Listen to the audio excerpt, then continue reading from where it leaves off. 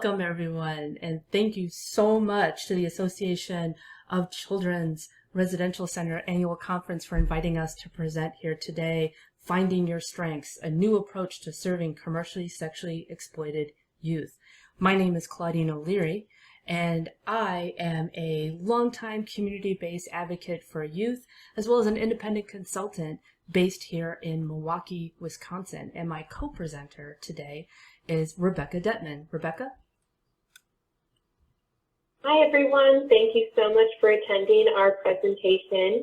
I'm Rebecca Detman and I'm the Anti-Human Trafficking Coordinator at the Child Advocacy Center in Milwaukee and also serve as the Regional Specialist for Milwaukee County on the Regional Hub Initiative.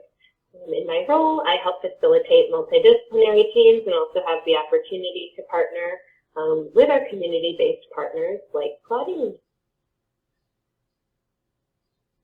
Today, we have some learning goals for you. So what you can expect in today's presentation are to identify a few actions that you or team members could take to support young people who are at risk or who have been trafficked at each stage of their readiness. You'll be able to recognize options for strength-based questions with young people who've been trafficked or at high risk. And you'll be able to understand how to use the tools in a residential treatment center setting and support their use in community-based aftercare planning.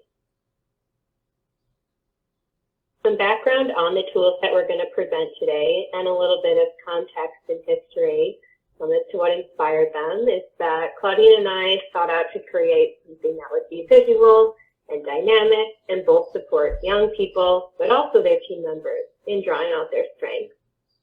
And so we wanted to offer service providers a new way to assess or measure success and positive changes in a young person's life and share ways in which providers might be able to partner with youth to achieve their desired goals. Some assumptions that guided us along the way are first, that youth are always facing a continuum of risk. Second, that youth are already taking steps to protect themselves, and we need ways to recognize and measure that. And third, that youth deserve and need effective adult support in their lives. And in order to be effective, adults need support and tools like these to make that possible. Our process in developing the tools that we're going to share with you today started with a literature review. We looked at tons of peer-reviewed research and best practice tools and evidence that already existed. We had a number of listening sessions with youth workers from all over Wisconsin, along with some individual stakeholders. And we also held 3 discussion groups with young people who had lived experience. And we took everything that we learned in this process. We put it together, we analyzed it, we played with it in a bunch of different formats, and then ultimately created these tools that we'll share today to test out. The tools also came as a response to this other guide that exists in Wisconsin.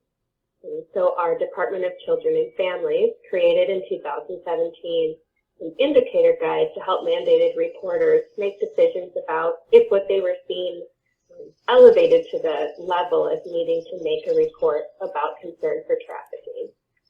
And with the implementation of this tool over the last few years, we've noticed that, at least in our area of Milwaukee, youth workers are becoming very accustomed to and comfortable assessing for risk, identifying indicators, and knowing what to do when their concerns become elevated. But it was the what next part that was still a little bit tricky to figure out.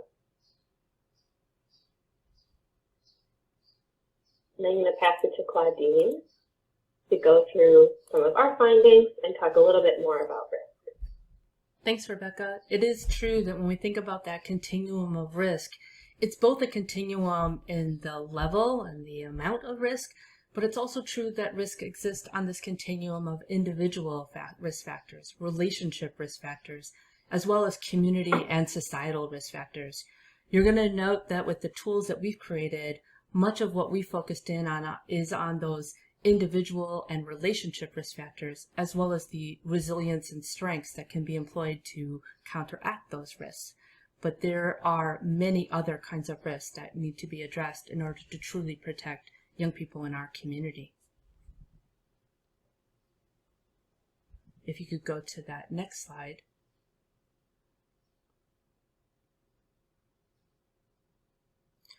Well, in our extensive literature review, and we had many different discussions groups with those youth workers and youth directly, we actually found a number of key themes. In some respects, it was a great comfort to realize that instead of many different competing themes, there were several strong themes that came out through both the literature and those discussion groups. For example, youth really need to be treated as an individual outside of their experience of being at risk or in fact commercially sexually exploited as a child. Additionally, young people need to receive praise and acknowledgement for small, simple strides for people to be able to see them doing well in these small, simple ways. And these are opportunities for youth workers to reframe young people's actions to increase opportunities for affirmation and how invaluable that can be. A big part of what we also saw in the literature was the importance of collaborating across disciplines, that there are separate conversations going on within these different kinds of disciplines, whether it be within child welfare, community-based programs, law enforcement, healthcare, and it's really important for all of us to be able to figure out ways to collaborate across those disciplines. And within all of these different disciplines, and those of us who are working to support young people, to not take personally the actions of young people who are in those difficult situations, to continue to stay reflective about our relationship dynamics with young people and the reasons why they may act or say the things that they share with us. If you go to the next one, we actually have a couple of different, again, additional items here when we think about what young people reporting what positive change looks like to them. One of the ways that you can really see that is young people beginning to communicate more openly about their wants, their needs, even just things that are going on for them in their lives. There are a number of different ones. We're just highlighting some of the ones here. So for example, if young people start making themselves more available to adults when adults are reaching out to them, those supportive adults trying to make phone calls or visits. But one of the things also that came out through a number of the different conversations was basically how young people start to appear more like themselves, less more like their age and less like a far more grown person. So that's one of the ways that young people have actually reported that that's how you can tell that they're starting those positive changes. Youth workers noted that when we think about resilience and protective measures in youth, they came up with a number of different options here. And one of the things that they saw among young people was the fact that they had their own personal goals, their own ideas about what they wanted to accomplish and achieve in their life. One of the things that also came out repeatedly in our focus groups was the fact that youth workers saw a number of ways in which young people who were resilient through the fact that they demonstrated this amazing leadership in their own lives and among their peers, and how incredibly important it was to draw that out of young people and how that could be very much a protective factor in their life. One of the things that youth workers started to see sometimes later on in that change process, how sometimes young people will then start to develop that self-awareness about the times that they either have been taken advantage of or were vulnerable to being taken advantage of, and started to associate the risk with some of the things that had happened to them in their life. So I want to actually pass it off. And again, we do have a number of different things that we found here that we're happy to be able to share with you here today. But we actually want to go, and we took all of this information to be able to create the tool that we're sharing with you today. So I'm going to hand it off to Rebecca to start sharing that tool about building strong teams.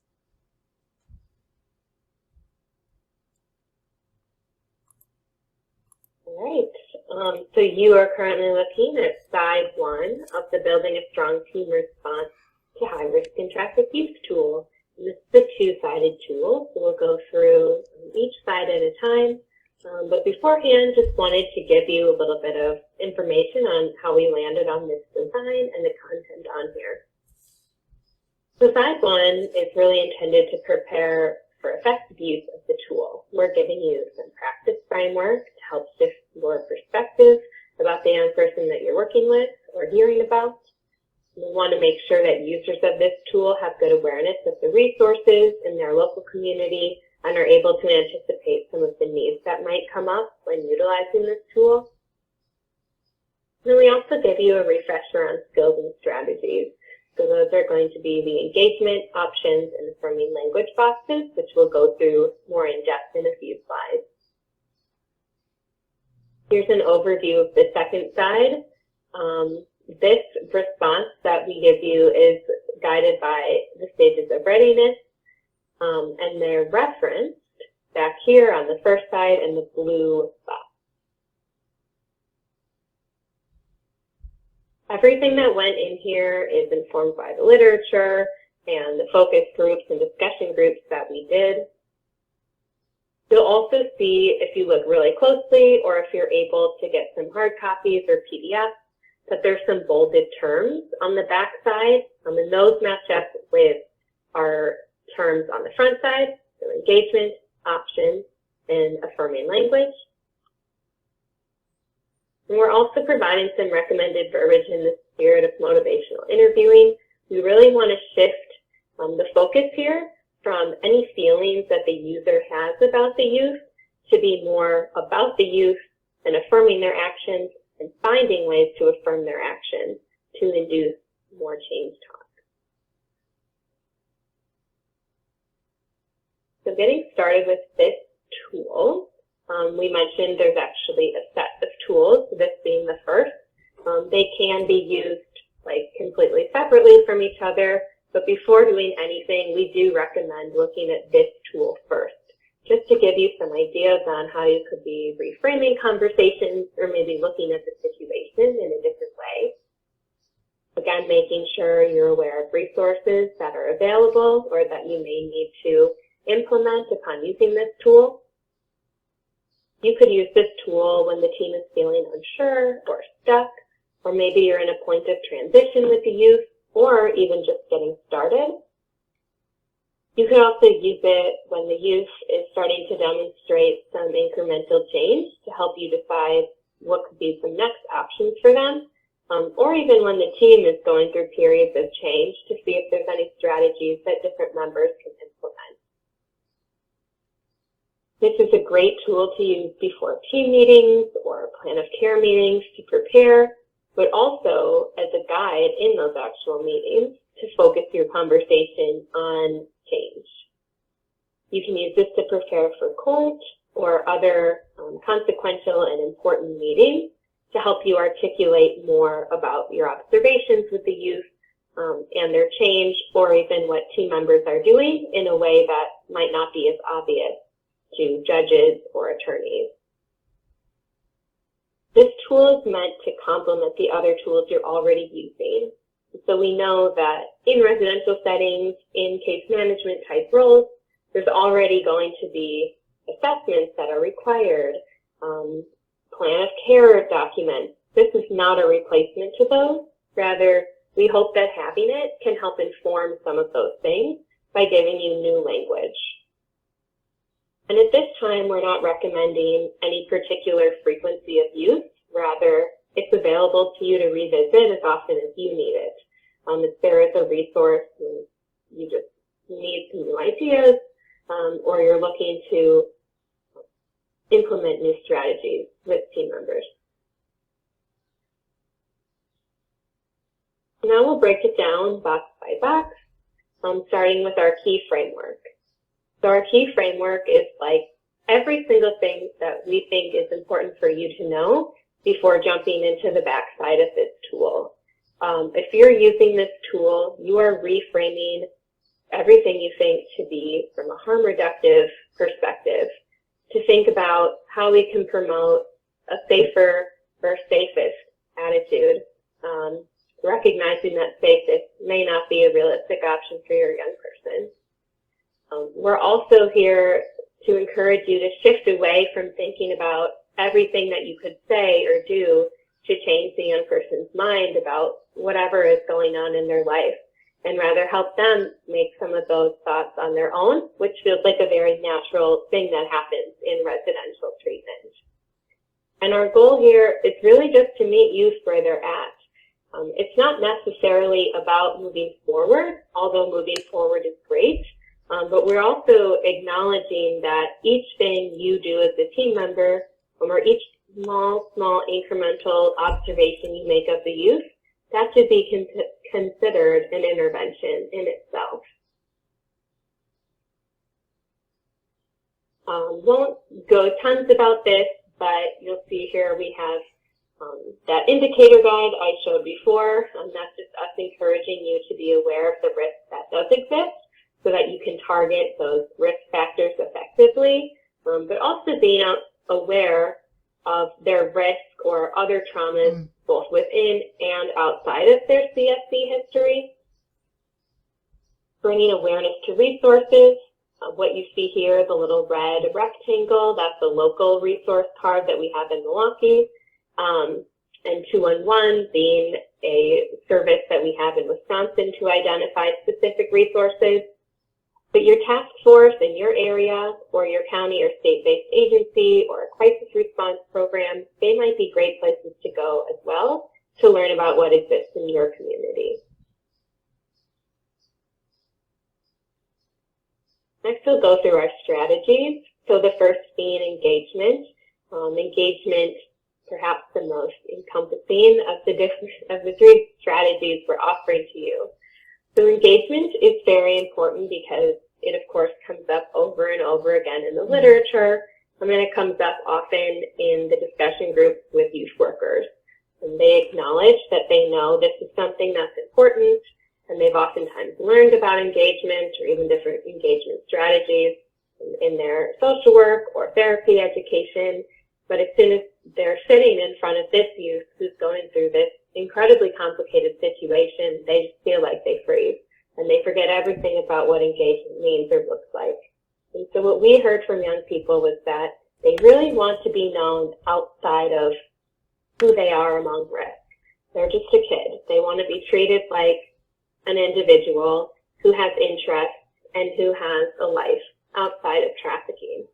And so they offered that there's lots of opportunities to make personal connections, and maybe it's us adults who overcomplicate what those connections need to be.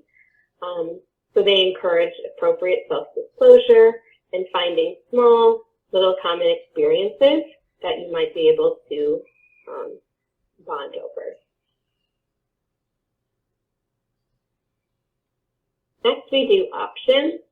Some options being important because we know that empowering young people to make decisions and choices ultimately builds accountability in the things that they do moving forward.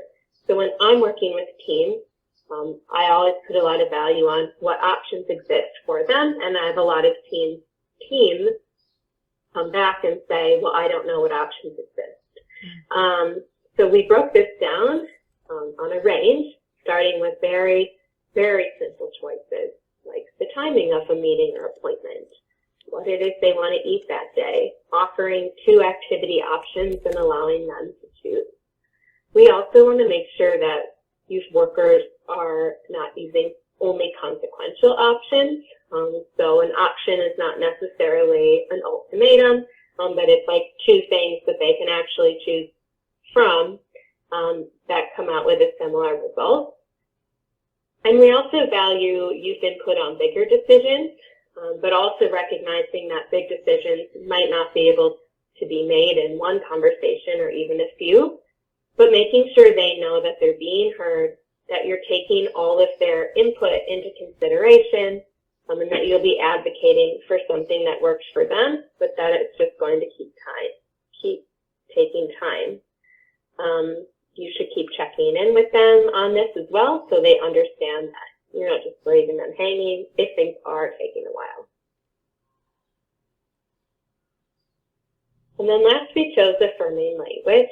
And again, a lot of people may have received general training or education about motivational interviewing practices, but they might not be accustomed to using motivational interviewing regularly, or they may have not done the actual certification, but rather like a 60-minute informational session. And so we give some concrete examples of what affirming language could look like in practice. And while certainly it's okay to sometimes be like, hey, I'm so glad I saw you the other day, we do want to have more focus on, hey, I saw you do this thing, and that really shows me blank, your commitment, that you're really working towards that goal, that you are really prioritizing your safety, that you're really committed to going to school. And that will ultimately be more impactful than those things that just come from our own feelings about them. And then lastly, on the front side, we have our overview of the stages of readiness that we went with. And we very intentionally went with readiness versus change because we recognize this process as being extremely fluid. And you'll see that we do have it numbered 1 through 6, but I encourage you to not limit yourself to going through it numerically or being stuck just in one place. A lot of the youth you work with will likely fall into more than one of these boxes, and that's totally okay. And it's even helpful if you can draw from different areas of readiness to help support them in whatever goals they have. So once again, here's a preview of the backside that we'll be going through. Our first box here is a youth who's not really engaged. They're not responsive, and this is oftentimes where we see a community-based worker get really stuck. They're like, there's nothing I can do. They don't answer the phone. They don't call me. Maybe they don't even know where they are. And so a youth who's coming into residential, they're probably a little less likely to be in this category. But I think it's still worth pointing out that their team mentally might still be here. They might still be very stuck on this time when the youth was not engaged, when they were on the run, when they weren't doing anything. And so it's important to keep pushing other team members forward so that they don't miss out on those small incremental changes that a young person might start making while they're in treatment. What we want people to do here is recognize that they, as the provider, actually have a critical role in this stage. This is a great time to review everybody's roles, responsibilities, understand the limitations and abilities of each team member, figure out what team members are missing and what gaps there are and who might be able to fill in some of those more creative roles. Figure out what's going well with that one team member that the youth does reach out to and see where it can be replicated in other areas.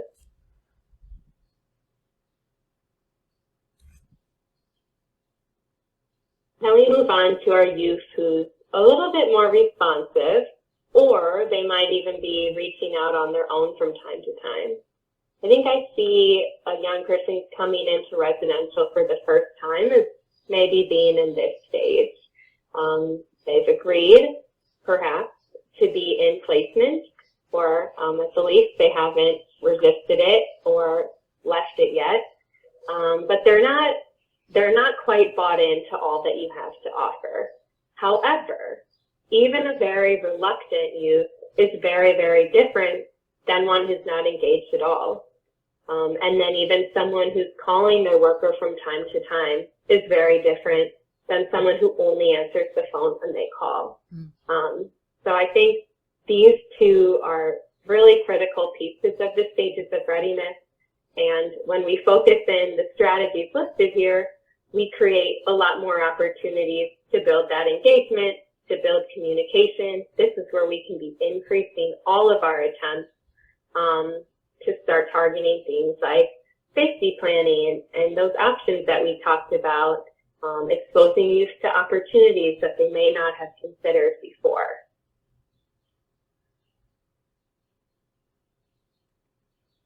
And then next we have when our youth is expressing awareness, maybe sharing insights about their situation.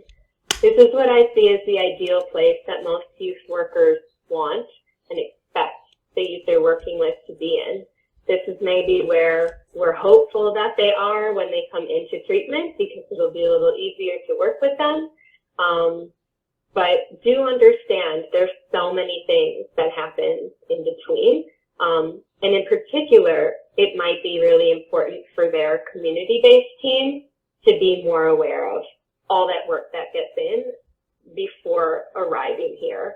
So this is our youth who's like, they're ready. They're ready to try therapy maybe. They're ready to participate in a group like Ending the Game or My Life, My Choice. So they're kind of acknowledging, yeah, there was this thing going on, and now I'm ready to start confronting it. They might still be a little bit ambivalent about making changes, and that's totally okay. But they're also in a place of readiness that with a safe person like you who's built rapport with them, they can begin exploring what those are.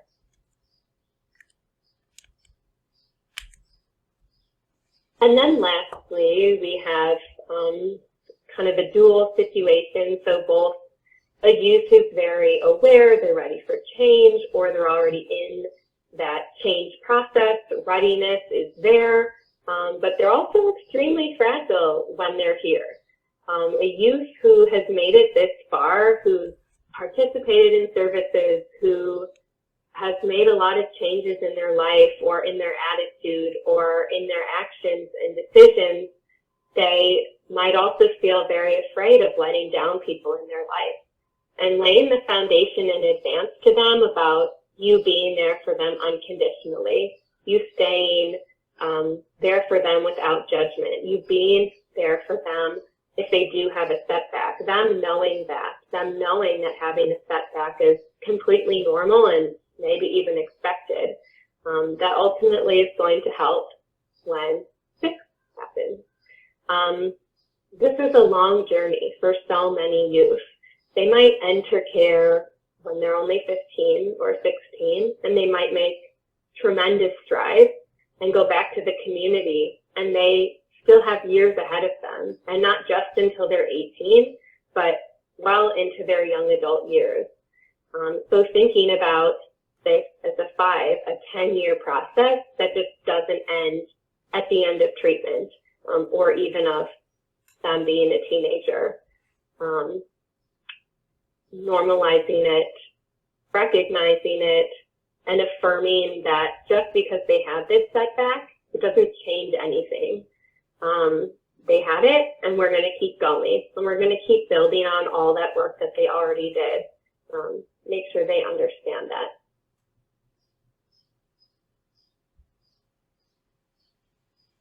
This change isn't linear, and our goal here again is to meet youth where they are at in their stage of readiness. It doesn't require the forward movement. And every little thing that's happening along the way should be recognized as an important form of intervention.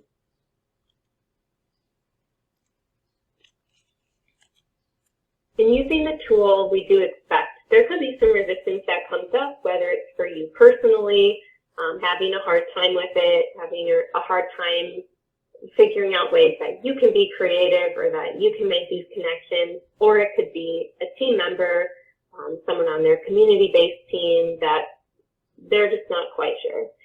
But we encourage you to make this routine. The more that you use it, the more comfortable you're going to be. You might look at it and be like, this is so overwhelming. There are so many boxes. You have given me so many ideas. Focus on one part at a time. We think that by pulling apart the 6 stages, you probably have a pretty good idea of where the young person is that you're working with, and that would be a good place to start using this tool. You can take some time with it yourself, too, or you can share it with a team member, or maybe it's something that you utilize in supervision. This tool is really here to help guide conversation. So maybe rather than sitting down with it with the team and being like, let's look at this tool, have some ideas and insights that you collected and just start casually sharing those with others. You can also give copies of it to team members and encourage them to look at it on their own, in their own time. And also acknowledge that not every team member, including yourself, will be able to do all the different recommendations or ideas that we laid out, and that's totally okay and it's totally expected. There's other supports that you might be able to access to add on to the youth team to help fill those gaps. Maybe it's a community-based advocate, maybe it's a mentor, maybe it's someone with lived experience that's part of your programming at your facility.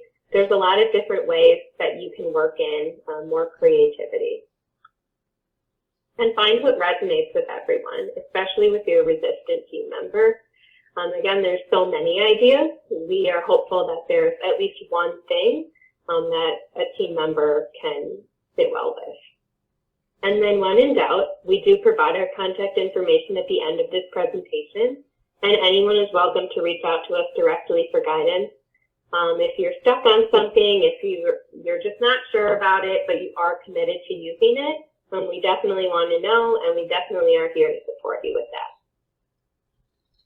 And now I'll turn it over to Claudine to talk about finding your strengths. Thanks, Rebecca.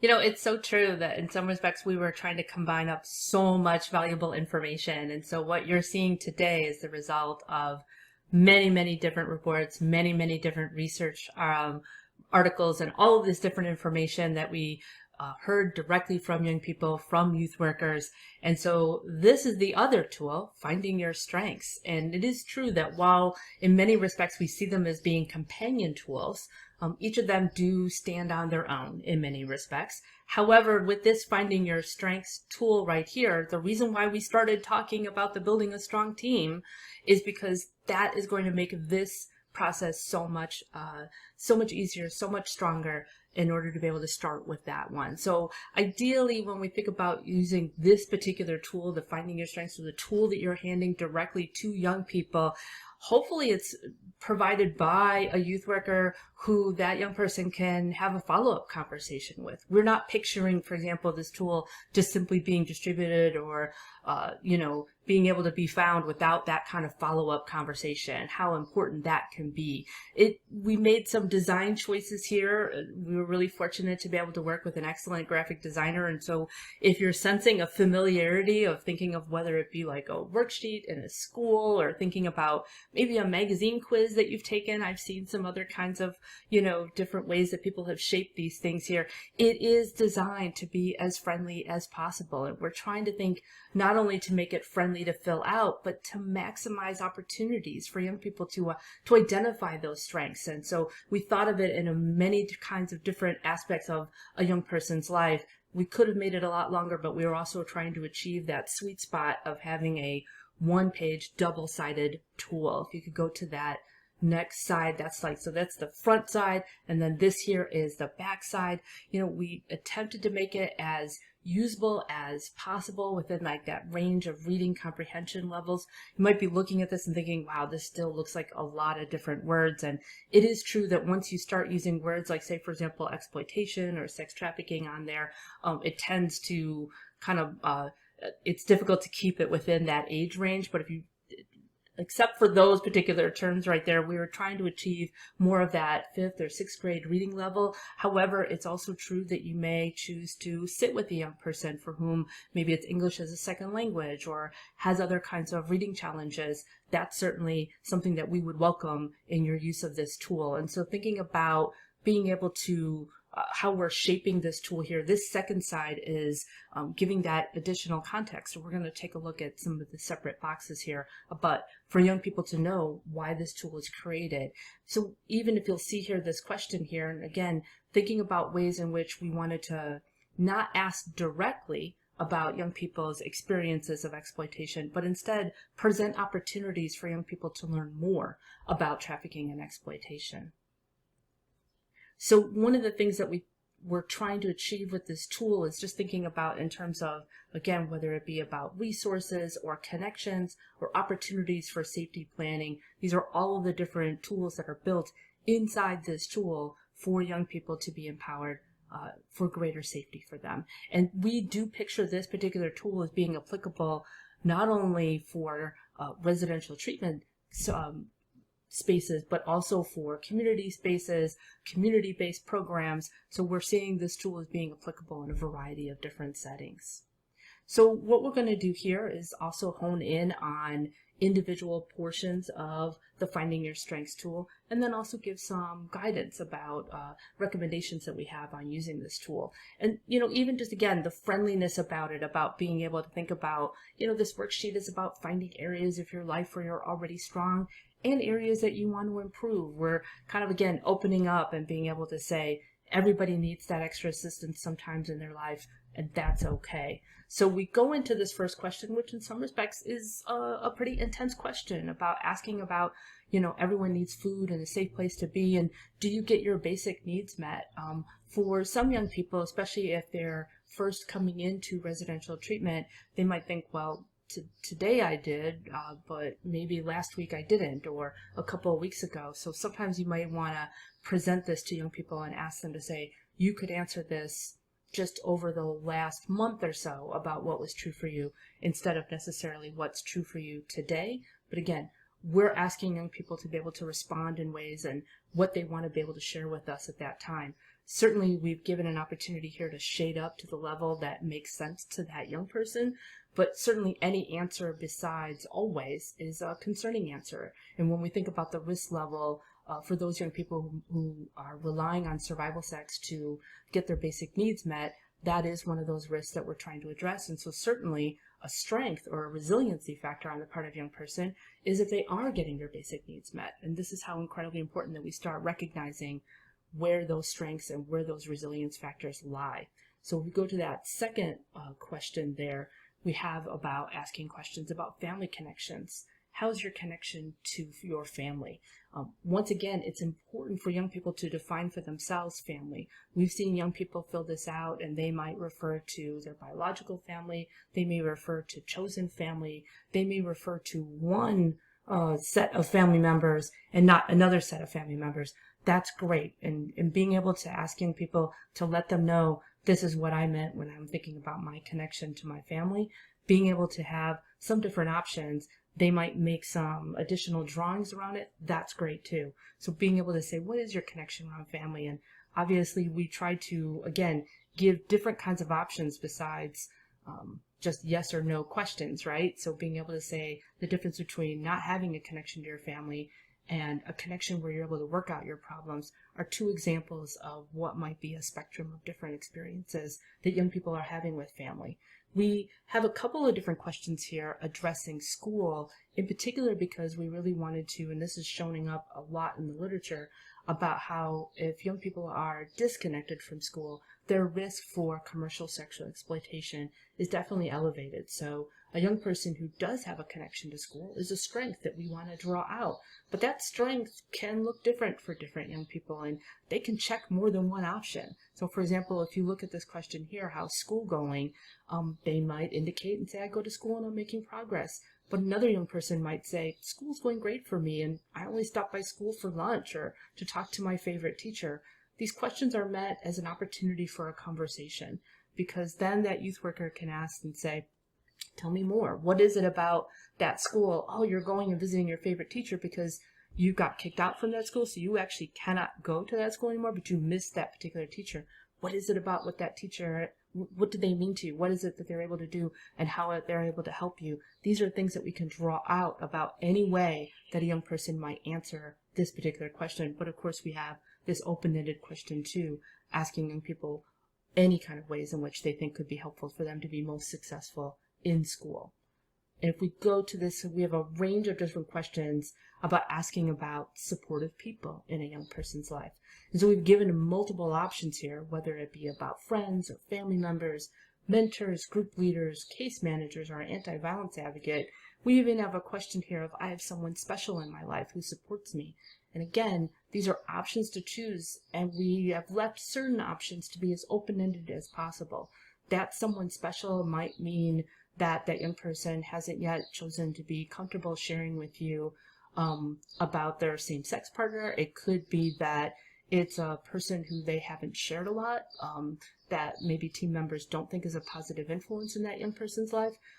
But the fact that they may choose to share this with you and start that conversation so that you can say, tell me more about that someone special in your life, is a gift. And it's something that we really want to, again, open up these opportunities for young people to say, this is how I'm receiving support. These are some of the strengths that I'm identifying in my life, and then you can build on those options. We also have another box on the second page here talking about support. You could go to that second page. We're talking about like what even support can mean, because sometimes our definitions might mean a little bit different than a young person's definition. So we've given some options here about talking about people who care about you and that they're trying to prevent harm from happening to you at all, or people who have stepped up for you when someone has taken advantage of you and hurt you. So we've got a couple of different options here. We've always left, again, you see this blend between multiple choice options where they get to shade in, and all these open-ended boxes, because a young person might share with you, just like how they had shared with us, the importance of seeing young people beyond their risk, beyond their experiences of having been sexually exploited, to talk about some of the things that they're interested about. Maybe some of the things that they share with you that they're interested in learning or doing might come as surprises to their team. These are opportunities to build on those strengths, even the fact that they can identify those things about themselves. So we're balancing out some of those open spaces. We've asked about healthcare here, not necessarily to quantify whether or not a young person is actually getting their healthcare needs met specifically. That's for another conversation. But more specifically, because many of you may have learned that for a number of individuals, both young people as well as adults who have been trafficked, the most common provider that that person is going to engage with while they're being trafficked is a healthcare provider. And that is a strength. That's something that we want to build on. So being able to ask a young person, it turns out that perhaps when they were missing and a lot of people didn't realize where they were and what was going on, it turns out that maybe they have actually visited a healthcare provider and that they have been looking after their health to one degree or another. And we want to build on that. We want to identify that as being a strength and say that's something that we want to acknowledge that that's something that you've been looking after yourself. How do we build on that? So we've given a variety of different options here that might look like, what does it mean with your connection to healthcare? A strength the young person might have. So when we look at this overall backside here, again, we're going to hone in on some of the different ones. I want to mention that we've heard from a number of different youth workers who started using this tool. Some youth workers choose to focus in on that first side first, and then wait for a while to go to the backside. So that's one option, and we certainly want to make sure that people understand that that is a possibility. So if we go to that next page there, as we mentioned, these tools, both of these tools, have actually gone through a number of different drafts, and they've been improved upon in every conversation that we've had, both with local youth workers who we've spoken with, as well as young people in particular. And so this particular, again, this tool that was designed for youth has been improved many times by young people who suggested. So this box here that talks about exploitation, talks about the fact of like why this tool was created, was originally on the front side, but young people recommended and said, hey, let us get used to these different ideas here on this first side, but definitely put it on to the back side, and then we'll be more likely to be able to feel connected and want to fill out this tool. But we did want to be open. And in one ways, we're actually, one of the things that is our hope and our intention behind this tool is to offer language to some youth workers who might be struggling and different professionals who might not know exactly how to have this conversation with young people. So one of the things that we're also recommending is that you might be able to use some of the language that's here, even if the young people are not actually seeing this tool. Maybe it's not time or ready to be able to hand this full page to young people, but you could be explaining what this tool is, or you could be explaining some of the rationale behind why we created this with young people, and even just describing some of the ideas behind it, like everyone has strengths and struggles, and that it turns out that people who take sexual advantage of teens look for youth who are struggling and use that to get close. So we wanted to explain why we did this tool, because young people sometimes are wondering, why are you asking these different questions? We wanted to indicate that sometimes teens have things that make them vulnerable to exploitation that they can't change, like past experiences. But sometimes those vulnerabilities are things that we can change. So if you don't have supportive people in your life, that's a changeable thing. That's something that we can work on, that we can grow towards. So some of the things that we want to know is that we want to be able to support people, that we want young people that have those options. So being able to give these options here in this toolkit is part of our offer, and being able to help young people become more safe. So we want to use language that works. This, again, has been vetted by a number of young people, but we also wanted to be open about using some of those terms like exploitation. So we've got this question here, not a question asking young people about their experiences, but rather, would you like to know more about how to protect yourself from exploiters who try to take advantage of youth? In your environment, and when you think in a residential treatment center, there will be many opportunities for young people to talk either individually or perhaps within a group environment to be able to learn more. We've had a number of young people say yes to this question, and so that can be a real benefit to be able to know where young people are at. Even if young people say no, sometimes the no actually means that they say, well, I already kind of know what exploiters do to try to take advantage of young people, and that's an opportunity for a question to ask young people explain to you what they have heard, what they do know. Maybe that is coming off of their own experiences, or maybe it's because they learned from a peer or from another school program or from some other team member. And so, again, every answer is an opportunity for a conversation. You could go to that next slide. We did intend this tool to be used across our state, and so when we think about important numbers, we wanted to make sure that young people had both an opportunity for resources within their particular county in Wisconsin, but we've also included a national runaway safe line number here so that it had that wider reach, and young people could add their own local support numbers, which may include numbers that are more about individual people who are supports in their life. If you could go to that next slide, we've got a kind of a focus in on safety. And again, these questions, when we think about how safe do you feel in your community can mean your neighborhood, your community can mean an online community, your community can mean your culture, again, the people who you feel close to. So being able to ask like how safe you feel in your community, it's important to ask young people, how do they define community for themselves? A young person who, say, for example, has been placed in an out-of-state placement may feel less safe simply because they're in an environment they don't know and around people that they don't know. And so being able to ask, but it's also true that sometimes young people can be in an environment that's completely not at all close to their own neighborhood, but it also feels really safe and welcome because of how people are actually responding and being able to support them. But we ask this question, how do you keep yourself safer to be able to build on the tools and the strategies that young people are already using in their life, and being able to open up those conversations about safety planning. If you could go to that next one, we have this question around phones, which we framed as being open-ended questions. This conversation about the access for young people to their phones, who while in treatment, in residential treatment, may not necessarily have, they won't have access to a phone in the sense of their own personal phone, but it's also true that it's a conversation to have when young people go out on passes or when they're preparing to be in the community. And so this can be an important conversation for young people to define for themselves about whether or not, for them, how having a phone can help them either be safer, and in what ways a phone can sometimes make them feel and be less safe. We've added these questions around caseworkers, and again, I just want to stress these questions have gone through evolution, and we're continuing to get feedback and to find out about like how to make these questions as meaningful as possible. Part of what we wanted to do was to help young people to be able to identify for themselves, to say, what is my connection with my caseworker? Do I actually call them back? Am I available when we set meetings?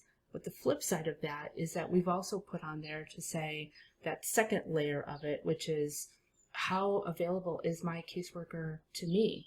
And so when a young person, for example, is in residential treatment, do they feel like their team, the people who they have connections to in the community, are they able to be reached? And we also hope that caseworkers really are able to hear that information with an open heart and be able to take it as the gift that it is if young people are able to be honest with us about what's going on for them and what their experience of our assistance is. So again, this is an opportunity for a conversation. If you could go to that next slide right there. One of the things that I felt really was incredibly important is that I know a number of young people who might look at this toolkit and they might think to themselves, I don't have anybody that I have that I feel supported by, and I'm not enrolled in school, and there's all this negative things that are going on with my family. And yet we wanted to make sure that there was a question here when we think about internal resilience, the kinds of qualities that young people might have inside us that help them bounce back. This here is, again, a list of qualities that a young person could, even in a very difficult situation, they would be able to identify as strength, an internal strength that they have to be able to share with their team and to be able to share with you. So one of the things that we did was we added this whole list here to give those options. And certainly we've also seen young people do a great job of adding their own ones as well to this list. And last up, question 14, you got to wrap it up, obviously, to have the questions around, like, is there anything else? We tried to limit ourselves to make sure we had that one page double-sided, but we wanted to make sure that we had an opportunity for young people to share things that maybe we hadn't covered that are critically important to them. So as you can see, thank you, for filling this out. We try to, again, make this friendly, and part of it is, even if you can tell from the way, the language that we've used, is that we want to make sure that this is a voluntary opportunity for young people. Like, this toolkit is not meant to be like, you have to fill this out. It is also true that it'll be important for you to review your mandated reporting process. And it's possible that some answers, like, for example, lack of getting their basic needs met, may initiate a report depending on your state and your role. So it's important that beyond that mandated reporting, though, that you get permission from young people to share their responses. They may choose to tell you that thing that they want to learn that they haven't shared with other people, but being able to share that with team members, that they really hold on to that. That's their decision. But we really want young people to be able to use these strengths that they've identified, whether it be in court hearings or permanency planning or other kinds of meetings that you might have within a residential environment, where you're trying to figure out, like, what's going well, what kind of progress young people are making.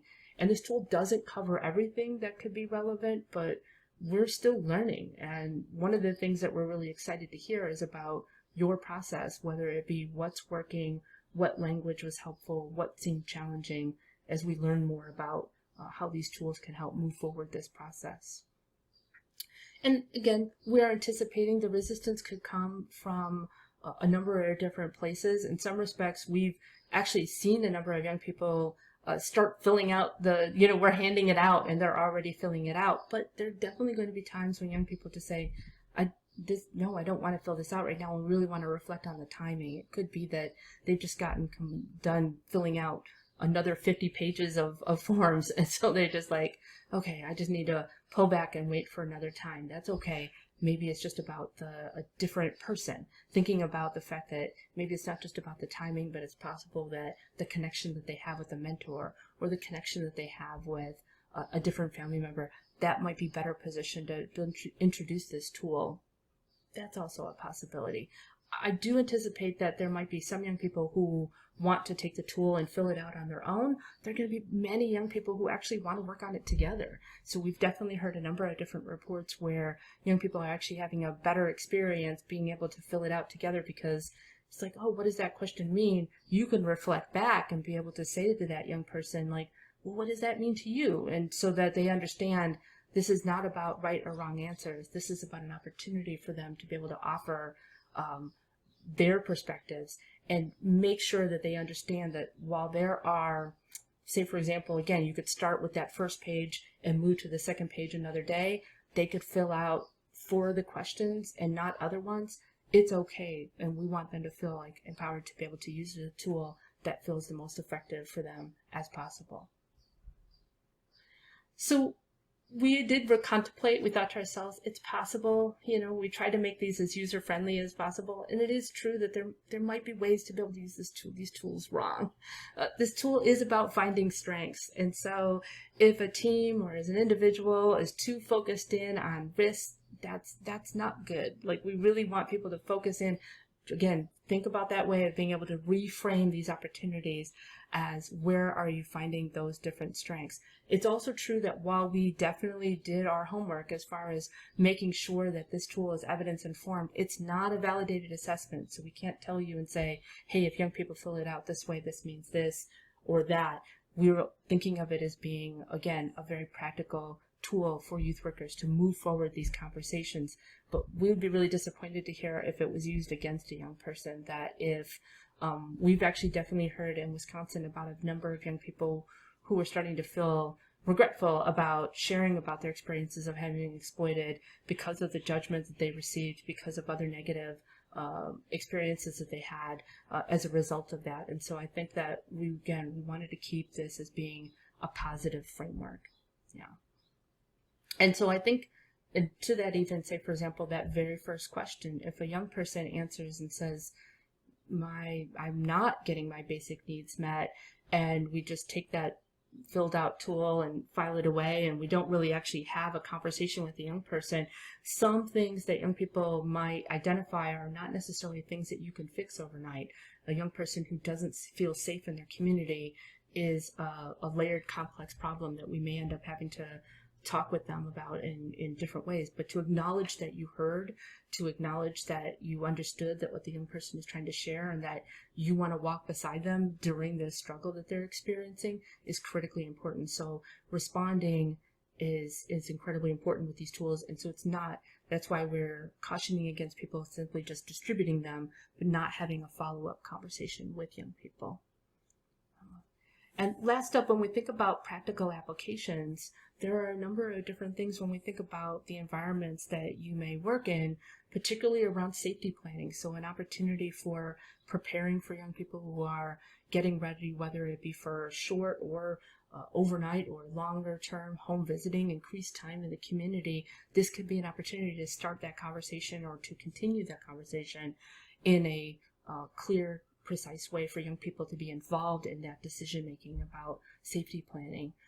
Additionally, if you go to that next one, we're actually anticipating that if young people fill it out, say for example when they first come in to treatment, midway through, towards the tail end of their treatment, we're anticipating, and young people themselves have actually told us, they said, I'm filling this out now, but I'm telling you 6 months ago, I know I would have filled this out differently. And so we're anticipating that we can actually see some of that demonstration of growth. But it also is really important that, again, no matter what, even if the kind of growth that we see with young people, it is important that we think about risk reduction, whether it be risk reduction while young people are going out on passes, or risk reduction when young people return to the community, and being able to have conversations that are, again, helpful, concrete for young people to prepare them, as well as helpful and concrete for the team as a whole. Lastly, as you can tell, we're all about youth voice. And when we think about ways in which young people can contribute and advocate for themselves and provide their perspective in these different team meetings and court proceedings, we want to move forward from just simply at one point turning to young people and say, hey, what do you think? To being able to give them concrete ways of being able to say, like, hey, I know I filled this out differently a few months ago, and now I do think I've made this different progress. And these are some of the things that I've been able to demonstrate change in, and I can tell that there are differences.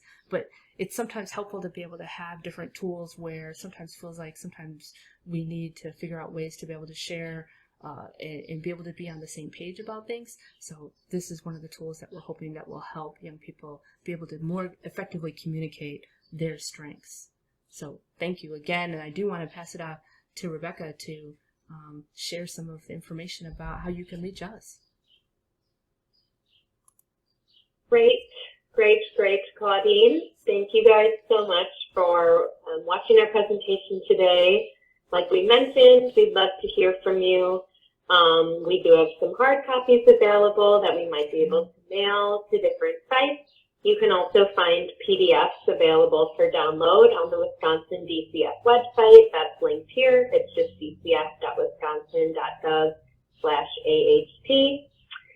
We also hope that you'll check out the poster that we have posted for virtual attendees, just again to see an overview of the tools all at once, and then again on the poster will be information on how to visit the DCF website. And that concludes our presentation. Yay.